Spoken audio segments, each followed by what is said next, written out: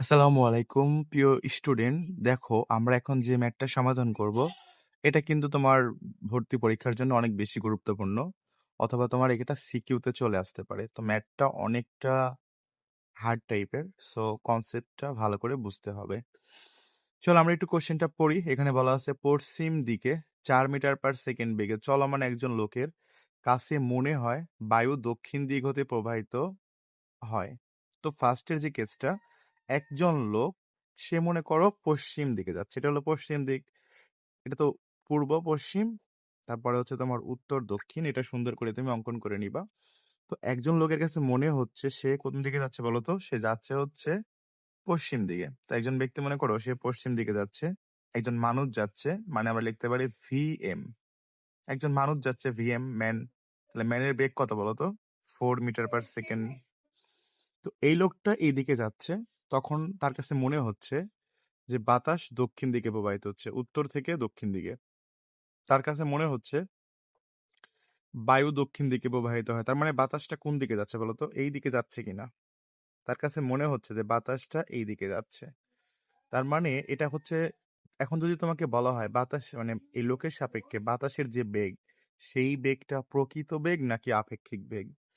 ভাইয়া তুমি ভালো করে বুঝো, এই লোকটা এদিকে চলমান, বাতাস এইদিকে চলমান, দুইজন তো আর স্থির না। তার মানে এর সাপেক্ষে এটা কিন্তু আপেক্ষিক বেগ, ঠিক আছে? এই লোকের সাপেক্ষে এটা হচ্ছে আপেক্ষিক বেগ। তো আমরা লিখতে পারি এম এম লিখতে পারি, মানে মানুষের সাপেক্ষে বাতাসের বেগ, ঠিক আছে? মানুষের সাপেক্ষে বাতাসের বেগ মানে হচ্ছে এটা তোমার আপেক্ষিক বেগ। আমি আশা করি তোমরা আপেক্ষিক বেগ সম্পর্কে বুঝতে পারছো, কারণ তুমি যখন স্থির থাকবা তখন যদি বাতাস প্রবাহিত হয় তখন সেটা হলো তোমার প্রকৃত বেগ। বাট এই লোকের সাপেক্ষে এই বেগটা কিন্তু আপেক্ষিক বেগ। এইটা আমরা বুঝতে পারছি। প্রথম কথাটা হচ্ছে এটা বলছিল। তো এটুকু আমরা আশা করি বুঝছি। তো এখান থেকে আমরা কি লিখতে পারি বলতো? তো আমরা এখান থেকে কিন্তু এই কথাটা লিখতে পারি ভি এ এম। আমরা জানি ভি এম সমান সমান কি হয়, ভি এ মাইনাস কি হয় বলতো, মানে প্লাস দিয়ে তুমি এখানে মাইনাস লিখবা, এটা তো মাইনাস হয় ভি এম। এটা আমরা আগে ক্লাস থেকে বেসিক থেকে শিখে আসছিলাম। বা আমরা এখান থেকে এক কথায় লিখতে পারি ভি এ এম সমান সমান V A minus V M. আচ্ছা, প্রথমটুকু আমরা বুঝে গেলাম। ওকে, সেকেন্ড দিকে আমরা একটু হাঁটি। ঠিক আছে, এগিয়ে যাই। দেখো, দ্বিগুণ বেগে চললে, মানে এই লোকটা ঠিক আছে এদিকে চলতেছে, এখন সে মনে করো বেগ তার বাড়ায় দিছে, দ্বিগুণ করে দিছে। তার মানে এই ভি ম্যান, এই ম্যানের বেগটা কত হয়েছে এবার? 8 মিটার/সেকেন্ড হয়েছে। সে কিন্তু দ্বিগুণ বেগে চলতেছে। দ্বিগুণ বেগে চললে তার মনে হয় বায়ু দক্ষিণ পশ্চিম দিক থেকে প্রবাহিত হচ্ছে। তার মনে হয় বায়ু দক্ষিণ আর পশ্চিমের মাঝখান থেকে এটা হচ্ছে দক্ষিণ আর এটা হচ্ছে পশ্চিম। তার মানে তার মনে হয় যে বায়ুটা এই দিক থেকে যাচ্ছে, দক্ষিণ পশ্চিম মানে কি মাঝ বরাবর। তখন তার মনে হচ্ছে যে বায়ুটা এই দিক থেকে এদিকে যাচ্ছে। বুঝতে পারছো? তখন তার মানে এটাও কি বলতো, সেই তোমার হচ্ছে ভি এ এম ই হবে। তুমি এখানে চাইলে এ এম প্রাইম দিতে পারো, কোনো সমস্যা নাই। তো এখান থেকে আমরা এই দুইটা বিষয় বুঝতে পারছি কিনা? একবার এই লোকটা যখন এদিকে যাচ্ছিল তখন তার মনে হচ্ছে বাতাস দক্ষিণ দিকে যাচ্ছে। ভালো কথা। এখান থেকে আমরা ভি এ এম সমান সমান এই সমীকরণটা লিখলাম আপেক্ষিক বেগের বেসিক থেকে। আর পরবর্তী ক্ষেত্রে সে যখন বেগ দ্বিগুণ করে দিছে, তখন তার কাছে মনে হচ্ছে বাতাস দক্ষিণ পশ্চিম বরাবর যাচ্ছে। এটা যদি 90 ডিগ্রি অ্যাঙ্গেল হয় তার মানে সেটা 45 ডিগ্রি অ্যাঙ্গেলে যাচ্ছে। এটুকু আমরা বুঝছি তো নাকি? এখন এখান থেকে আমরা যেটা করতে পারি, এখান থেকে আমরা আরেকটা সমীকরণ লিখতে পারি। মানে আমি সিস্টেমটা তোমাদের বোঝাচ্ছি, তোমরা বুঝো, বিষয়টাকে একটু ভালো করে বোঝার ট্রাই করো। তো এখান থেকে চাইলে আমি লিখতেই পারি হচ্ছে ভি এ, একবারে লিখে দিই মাইনাস ভি এম প্রাইম। আর এটাকে ধরো লিখলাম আমরা ভি এম প্রাইম। তো ভাইয়া, এবার আমরা যেটা করব, এটাকে লব্ধি ধরবো। এটা হচ্ছে লব্ধি। এটা যদি লব্ধি হয়, এটা কার লব্ধি বলতো? এটা ভি এ আর ভি এম এর লব্ধি, তাই না? লব্ধি ফ্যাক্টর এটা। এই দুইটার লব্ধি হচ্ছে এটা। এখন কথা হচ্ছে, আমার এখানে এটা যেটা দেয়া আছে এটা ভি এ দেয়া আছে, মানে ভি এম দেয়া আছে। বাট এখানে কি আছে? Minus V M. তো আমাদের কিন্তু মাইনাস ভি এম লাগবে। এটা তো এদিকে থাকলে হচ্ছে তোমার শুধু ভি এম। তো যখন আমরা দিকটাকে উল্টায় দেবো তখন সেটা কি হয় বলতো? সেটা কি হয়? মাইনাস ভি এম হয়। তার মানে এইটা হচ্ছে তোমার মাইনাস ভি এম। এটা তো আমরা আগে থেকে শিখে আসছি। যখন আমরা এটাকে বিপরীত করে দিব তখন মনে মনে ভাববো এটা আর নাই, এটা ভ্যানিশ। এখনই তোমার মেন বিষয়টা বুঝতে হবে, খুব ভালো করে মনোযোগ দাও। তোমার কাছে ভিএম আছে, এটা আমাদের লব্ধি। মানে লব্ধি তো দুইটা ভেক্টর মিলে তৈরি হয়। এখন একটা ভেক্টর আছে, বাট আরেকটা ভেক্টর তো নাই, ভি এটা নাই। এখানে কি আছে আরেকটা ভেক্টর? এটা তো আমি বলছি মনে মনে নাই। তো দেখো, একটা বেসিক কনসেপ্ট থেকে তোমাকে যে বিষয়টা বুঝতে হবে, তাহলে আরো একটা ভেক্টর কোনটা, মানে ভি এটা কোনটা। তাহলে এটা যদি ভিএম হয়, তাহলে ভি এটা আসলে কোন দিকে আছে? এখানে আসলে প্যাচটা লাগবে। তো জানি তোমরা এখানে হয়তো বুঝবা না অনেকেই। তো আসলে ভি এটা তোমার এই বরাবর আছে। তোমার ভি এটা কোন বরাবর আছে? এই বরাবর আছে। চলো তোমাদেরকে বিষয়টা আমি একটু ক্লিয়ার করে দেব ইনশাআল্লাহ। সময় যত লাগুক, ক্লাস বড় হোক সমস্যা নেই। কিন্তু তোমাদেরকে কনসেপ্টটা ক্লিয়ার করে দিব। এটা হচ্ছে তোমার ভিএ। এই যে ২ টা ভেক্টর, এই ২ টা ভেক্টরে যদি এটা যদি লব্ধি হয়, আচ্ছা তুমি এভাবে একটু ভালো করে ভাবো। ধরো এই একটা ভেক্টর আর এই একটা ভেক্টর। তো এই ২ টা ভেক্টরের লব্ধি হচ্ছে এটা। তাহলে এটা যদি লব্ধি হয়, দেখো এই একটা বাহু, এই একটা বাহু। এই ২ টা বাহু মিলে কিন্তু এটা তোমার কি হইছে? এটা একটা বাহু, এটা একটা বাহু। এই ২ টা বাহু মিলেই কিন্তু তোমার এটা লব্ধি ভেক্টর। তো আমরা কি করি? এটা দ্বারা সামান্তরিক অঙ্কন করি। তাহলে তোমার কাছে এই বাহুটা আছে, লব্ধিটা আছে। তাহলে তুমি কি ভি এটা পাবা না? তোমাকে যদি আমি ২ টা ভেক্টর দিয়ে দিই, ২ বলে এটা একটা ভেক্টর, এটা একটা ভেক্টর। তুমি এই ২ টা ভেক্টরের লব্ধি অঙ্কন করো। তখন তুমি কি করো? এই ভেক্টরটাকে ধরে এখানে নিয়ে যাও। এই ভেক্টরটাকে ধরে তুমি এখানে নিয়ে আসো। তারপর এই কর্ণটাই কি হয় বলো তো? লব্ধি। এখন তোমার কাছে ভাইয়া এখানে কর্ণটা দিয়ে দিছে। কর্ণ আর একটা বাহু মনে করে দেয়া আছে। তাহলে আরেকটা বাহু কোনটা হবে? অবশ্যই এইটা হবে। তার মানে এই ২ টা মিলে কি হবে পরবর্তীতে তোমার? এটা লব্ধি হবে। সামান্তরিকের কর্ণই হচ্ছে লব্ধি। তো আমাদের কাছে এই ২ টা বাহু দেয়া ছিল। এই বাহুটা প্রয়োজন ছিল। এজন্য আমরা এখানে দেখো এইটাকে ধরে নিলাম হচ্ছে VA। কথা কি বুঝছো? এখন এটা দ্বারা আমরা কি করব? এটা সামান্তরিক অঙ্কন করে দিব। এই যে প্যারালাল, প্যারালাল মিলাই দিলাম। হয়ে গেল। এটাই আমাদের লব্ধি। আশা করি তোমরা এটুকু বুঝছো। এখন আমাদেরকে আরেকটা জিনিস বুঝতে হবে। এই যে লব্ধির সাথে এটা কত ডিগ্রি কোণ উৎপন্ন করে বলো? লব্ধির সাথে কিন্তু এটা 90 ডিগ্রি কোণ উৎপন্ন করছে। তো আমরা দিক নির্ণয়ের সূত্র জানি, বা লব্ধির সাথে উৎপন্ন কোণ বের করার সূত্র হচ্ছে tan θ = যার সাথে অ্যাঙ্গেল সে নিচে সিঙ্গেল। তো আমি এখান থেকে সেই সূত্রটা লিখবো দিক নির্ণয়ের। tan এটা কত ডিগ্রি বলো তো? 90 ডিগ্রি। যার সাথে অ্যাঙ্গেল সে নিচে সিঙ্গেল। অ্যাঙ্গেলটা কার সাথে? ভিএম এর সাথে।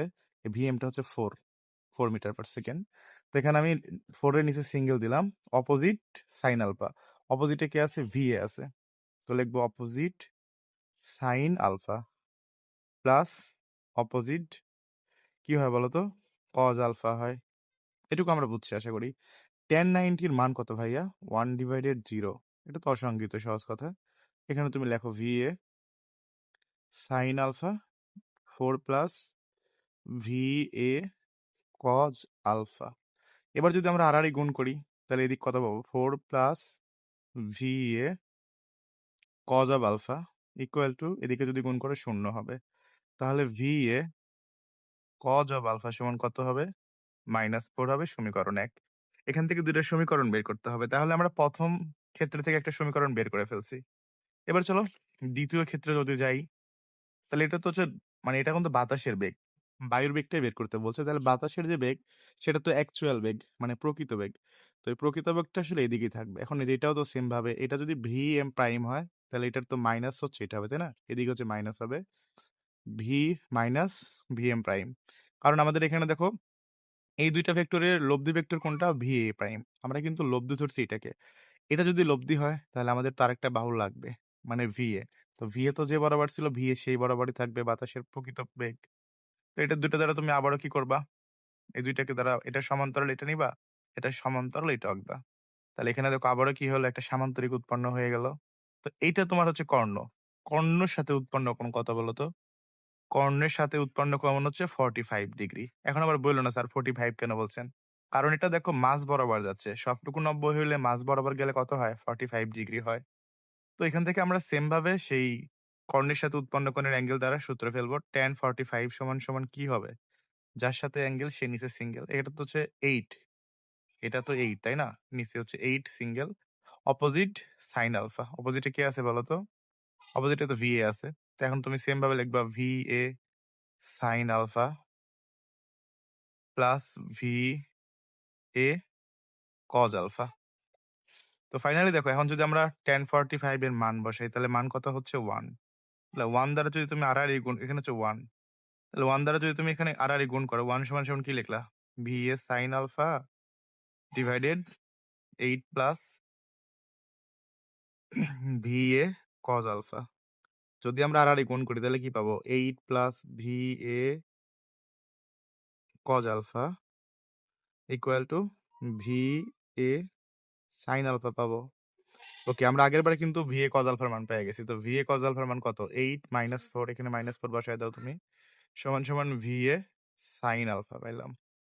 কথা কি বুঝছি? তার মানে সুতরাং VA sin আলফা সমান যেটা হবে ভাইয়া, এখানে 4 হবে সমীকরণ ২। তো আমরা ১ আর ২ সমীকরণ পেয়ে গেছি। এখন ১ নং আর ২ নং যোগ করব। ১ নং এবং ২ নংকে বর্গ করে যোগ করব। তাহলে আমরা এখান থেকে VA টা পেয়ে যাব। তো ১ নং এবং ২ নংকে যদি বর্গ করে যোগ করি আমরা, তাহলে কি হবে? বলো তো? কি হবে এখানে? VA স্কয়ার, তারপরে তুমি এখানে লিখে দিলা cos স্কয়ার আলফা প্লাস আরেকটা কি হবে বলো তো? VA sin square alpha equal to 4 square, 4 square একবারে লিখে দিলাম। এখন -4 এর উপর স্কয়ার করলে যা 4 এর উপর স্কয়ার করলে একই কথাই বোঝায়। কারণ ২ টা সমীকরণে কিন্তু 4 আছে। তাই না? এখানে 4 আছে, এখানে 4 আছে। তো এখান থেকে যেটা হবে তুমি এখানে VA স্কয়ারটারে কমন নাও। কমন নিলে কি থাকবে দেখো তো? cos স্কয়ার আলফা প্লাস কি থাকবে বলো? sin স্কয়ার আলফা সমান কত হবে? ৪ × ৪ = ১৬, ৪ × ৪ = ১৬, ১৬ × ২ = ৩২। তো ফাইনালি দেখো ভাইয়া যেটা হবে cos স্কয়ার sin স্কয়ার মানে হচ্ছে 1 হবে। তাহলে শুধু v সমান কি হবে? √৩২, আর √৩২ মানে এটাই হচ্ছে তোমার অ্যাকচুয়াল বেগ, বাতাসের বেগ। √৩২ টা তুমি চাইলে ভেঙে লিখতে পারো, এটা 2 রুট সামথিং আসবে। তো এটাই হচ্ছে আমাদের বাতাসের বেগ। বুঝতে পারছো? এটাই আমাদের বাতাসের বেগ। আর এখন তুমি দিক যদি বের করতে চাও কি করবা? তুমি হচ্ছে ভাগ করে দিবা। ২ নং ভাগ ১ নং করবা, তাহলেই হয়ে যাবে। কারণ উপরে সাইন থাকবে। ২ আর ১ ভাগ করলে কত হয় দেখো তো তুমি? ২ নং ভাগ ১ নং করে দিলেই কিন্তু তোমার হচ্ছে এখানে তোমার হচ্ছে দিকটা বের হবে। তো ২ নং সমীকরণে লেখা আছে তোমার হচ্ছে VA sin alpha divided VA cos alpha. আচ্ছা, এটা এখানে জায়গাটাই নেই। আচ্ছা, তোমরা কি ভাগ করে বের করতে পারবা বা একটু? আচ্ছা, আমি দেখি নিজেই করে দিচ্ছি।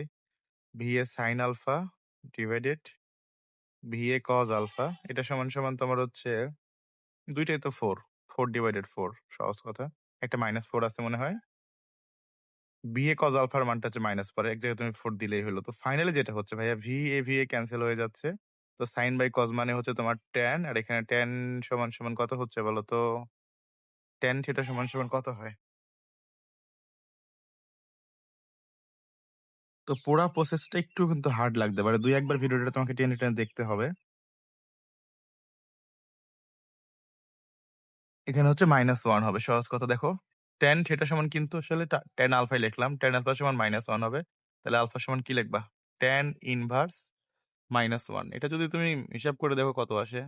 মেবি ১৩৫ ডিগ্রি আসবে। তাহলে এখানে অ্যান্সার হবে ১৩৫ ডিগ্রি। অনেক কঠিন একটা ম্যাথ করছি ভাইয়া। বিষয়টাকে আমি আরেকটাবার সামারি করে দিচ্ছি। চিত্রটা আশা করি বুঝছো। ক্যালকুলেশন গুলো তো খুবই সহজ। জাস্ট এখান থেকে সহজে তুমি ২ টা সমীকরণ বের করবা। সমীকরণ ২ টাকে একবার তুমি ১ নং সমীকরণকে বর্গ করবা প্লাস ২ নং সমীকরণে বর্গ করে তুমি যোগ করে দিবা। তাহলে এখান থেকে তুমি কি পাবা? লব্ধি বা প্রকৃত বেগ পাবা বাতাসের, VA টা পাবা। তারপরে ২ টা সমীকরণকে ভাগ করে দিবা, তাহলেই তোমার হচ্ছে দিকটা পেয়ে যাবা। তো ম্যাথটা করছি আমি জানি অনেকটাই তোমাদের কাছে কনফিউজিং লাগতে পারে, অনেক কিছু নাও বুঝতে পারো।